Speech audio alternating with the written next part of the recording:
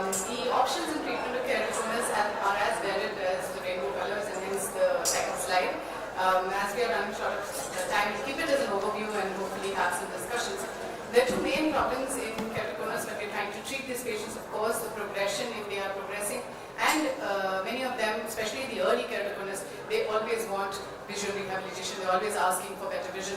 So for progression, we know it is collagen cross-linking, and for visual rehabilitation, we have multiple options, many of them refractive-based options, which are corneal or lens-based options. So these problems can be tackled individually and sequentially or simultaneously in most places. So we have discussed what is our original Dresden protocol, and that has been the gold standard to which we compare all our outcomes. I won't go into details of it, but most of us now would do an accelerated protocol which is in the mid-range, 9 milliwatt for about 10 minutes, except in children, many would still prefer the original Dresden protocol. So coming to our refractive options, the main modality is a topography-based ablation of the cornea. Now, the minute we say topography-based ablation, and that's an example laser ablation, we're wondering why we're doing that in an already weakened cornea. But now there has been enough research from around the world to show that a limited ablation does not have any detrimental effect, and it in fact adds on to both the stability and the vision rehabilitation that these patients achieve. So we do help to improve the asphericity of the cornea. It has a better profile, a more regular cornea, and hence their vision improves. We are not talking about the quantity of vision, but definitely their quality. So they have then better tolerance to even glasses or contact lens fitting. Of course, a criteria for doing any of these ablations is that the thinnest pachymetry has to be above 450 microns, and you're not going to be doing it on an eye which is 6/6 with glasses.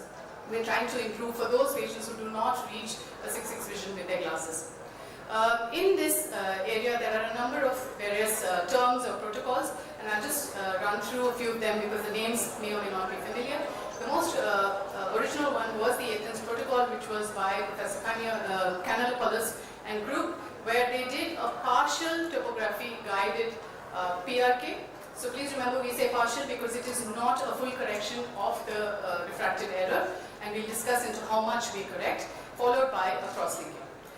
There was another very famous protocol, which is the Cretan protocol from Professor Palikaras and group, which is PTK followed by a cross-link. They then came up with what is called the Cretan protocol plus, which is the PTK with a partial PRK with a cross-link. Okay, so these terminologies are important to understand when we are trying to follow protocols. All of these protocols now have very, very long-term studies and have shown good stability over a long period. So the Cretan protocol, as I said, was PTK, that is not a manual removal of the epithelium, but the epithelium was removed with phototherapeutic keratectomy, so just a 50 micron ablation and the cross-linking.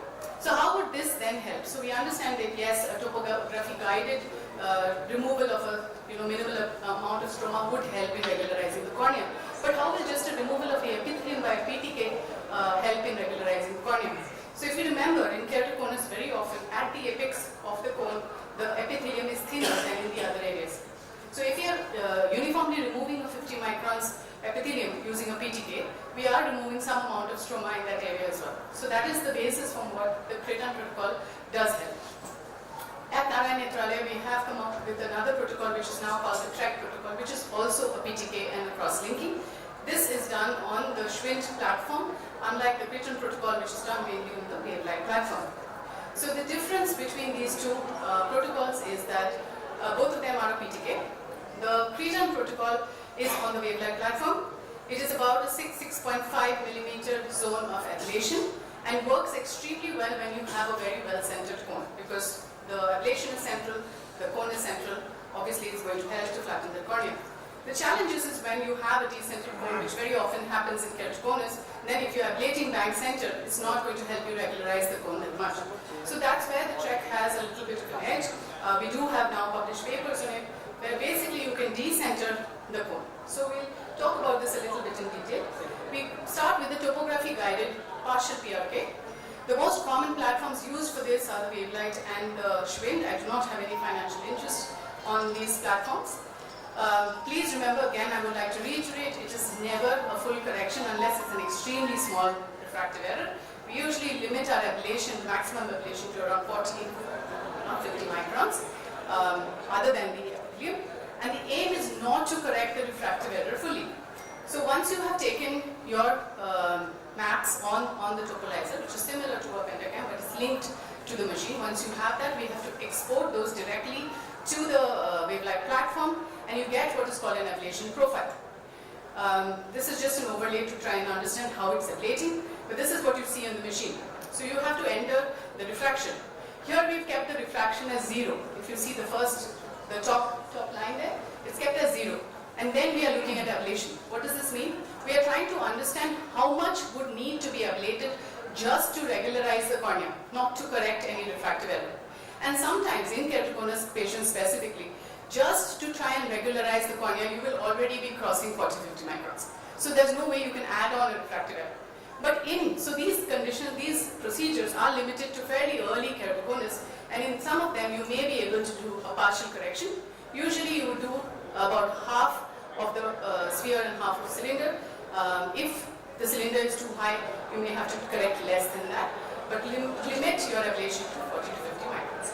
So the aim of the treatment is not refractive error, it is minimizing stromal ablation but trying to get a more regular cornea with a better aberration profile and overall an epithelial regularization, which then helps the vision and also helps them get a better corrected visual acuity even with glasses or a contact lens fit. So this is to try and understand how their vision would look, and this is a simulated correction, but it does help to reduce the higher order aberrations. This is on the Schwinn platform where it works slightly differently. This is a topography guided, but you don't have to mess with the Q, which you have to do in the wavelight platform. You don't have to adjust the Q value. It uses the topography to just do the ablation, but you can reduce the amount of ablation. Now what happens, I've been harping on the fact that you have to limit it to 40, you have to keep the cornea more than 450. What do we do if we have a patient who does not fit? Does it mean we cannot do any of these procedures? We do now have options, so like the cretin or the track, where you can do a very limited area. So once you reduce the zone, and this is our understanding even from our refractive surgery, that once we reduce the zone, the amount of ablation is going to reduce. So if you reduce from a 6.5 to a 3.5, where you're only ablating near the cone, then obviously the amount of ablation is going to be less. Remember, we are combining it with a cross-linking, so you do have to manually de-epithelize around this area so that you have an adequate cross-linking as well. And these are our papers. Anyone, if you're interested, I can always share them. And you can customize the depth and the amount of ablation. So these are just to share a few cases on how our results would be. So this is a patient who's undergone a track, and you can see the pre-operative in the first slide. And it's not going to be a very, very large amount of change, but it is significant enough to give the patient a good vision. Okay, so this is a young boy who had keratoconus, and just to show you how we do the planning, so you can see the maximum ablation 81, that is with epithelium, because this is a trans-epithelial PRK that we're doing, so never get confused with that. And the ablation is very, very low. So that's about 30 microns of ablation if you remove the epithelium. So it's still too high, and we want to then plan it less, so we're doing a track. And this is to show that you can decenter the zone by changing the axis and the degrees. On the machine we have this option, and even that can give you very good results. I think intracorneal ring segments was covered in a previous talk, so we won't go into detail. But to remember, there are, it is considered a refractive option, and depending on the kind of ring, if I could leave you with one message about Intex, is that plan it well, and everything lies in the planning.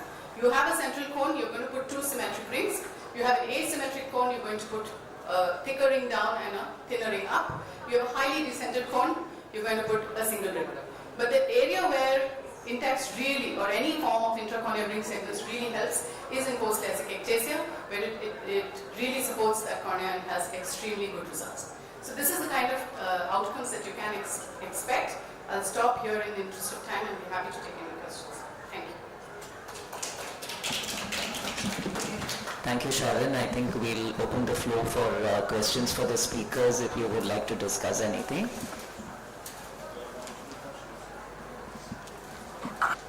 Yeah. So what do you advise, Sharon, when you are looking at topo-guided treatment when keratoconus? How do you think we should go about selecting our patients?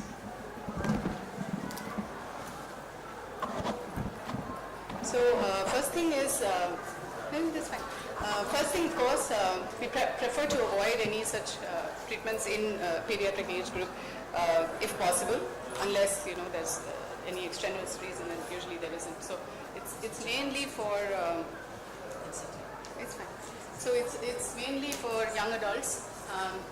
As I said, we have to consider if the patient has the criteria where they have above 450, they have a very mild to moderate kind of a keratoconus, they want some sort of refractive correction, then those are the patients who are ideal for this, right? It does not mean we need to do it in everyone. If the patient is willing to wear contact lenses or already wearing contact lenses, happy with it, then you can go ahead with the regular cross-linking and continue the contact lens afterwards. They're going to get good vision.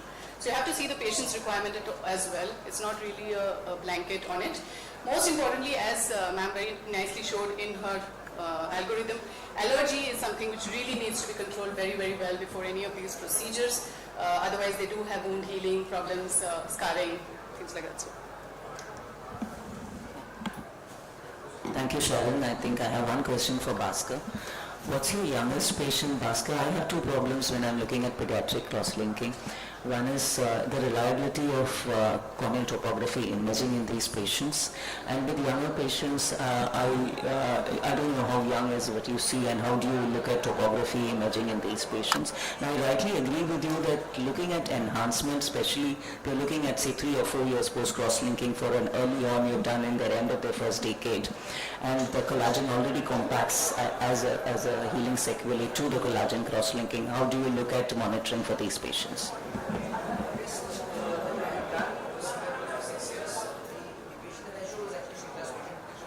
My patient was also around the same age. Generally, you normally do them around 9-10 is probably at the age that you first see them. It's very rare to get somebody at 6. If you're getting at 6 or 7, it's probably a very significant allergic issue which is there, or it's associated with something like Downs, where they are constantly rubbing their eyes. So there you have an issue that they will keep rubbing it, but you want to at least hold on to a certain extent, because your threshold for taking them up for a DAC also becomes a bit challenging because even with that you end up having globe dehiscence in these eyes, so that becomes a challenge. Progression, I mean, even in an adult population, I've always had this discussion with Dr. Leku, that if you show us the maps without telling us the patient has had a cross-linkage, then sometimes whatever we have cross-linked also we would have actually think that they are progressing, because we would have seen the K max is increasing, the topo is shifting a little bit towards the center. Because we know it's cross-linked, 40 microns of tissue. If you're looking at cutoff to do CXL, my threshold will be somewhere around 360, and if I have to do any hypotonic CXL, I first have to make sure that the patient is going to be wearing contact lenses. Because less than that, if the patient is not wearing a contact lenses, no point in subjecting the patient to a CXL, because anyway for a visual rehabilitation he or she would need a DAC. And then I will offer DAC as a single stop solution, rather than subjecting him to a CXL, then not using contact lenses, and then 1-2 years down the line doing a DAC and wasting the patient's money. Yes, and that is epithelial off thickness which you mean? Yes. Epithelial off thickness, that's something you need to do when you look at your pentacam. It gives you a thinnest package, it's always with epithelium on. So that's when if you do an epithelial mapping and take into consideration its epithelial off thickness which you are looking at, and you probably will also need to combine it with enhanced technique like contact lenses or using a smile lenticule over when you're looking at those thinner corneas. The only thing is, when you're looking at very advanced cases, you have options. You right now by putting in a lenticule, but everything has a cost. There is a limit in terms of what the vision you will get.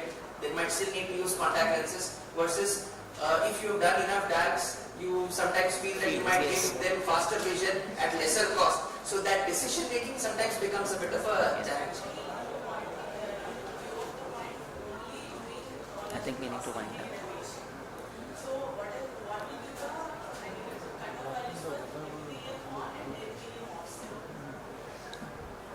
I think the epithelium, the epithelial thickness is not constant, and especially in keratoconus, the epithelial thickness varies. So that's why now in all recent advancements they are looking at corneal epithelial mapping. So that's what you're going to look at. So always we will keep an epithelium off of 360 to 380 if it's epithelium off. So you will do your mapping and you will calculate case to base. It cannot be given as a standard protocol. Okay, that's where your mapping of both the topography and your epithelial thickness mapping comes into play. Okay, I think we will now hand over the podium to our next IC, and I thank you all for being with us and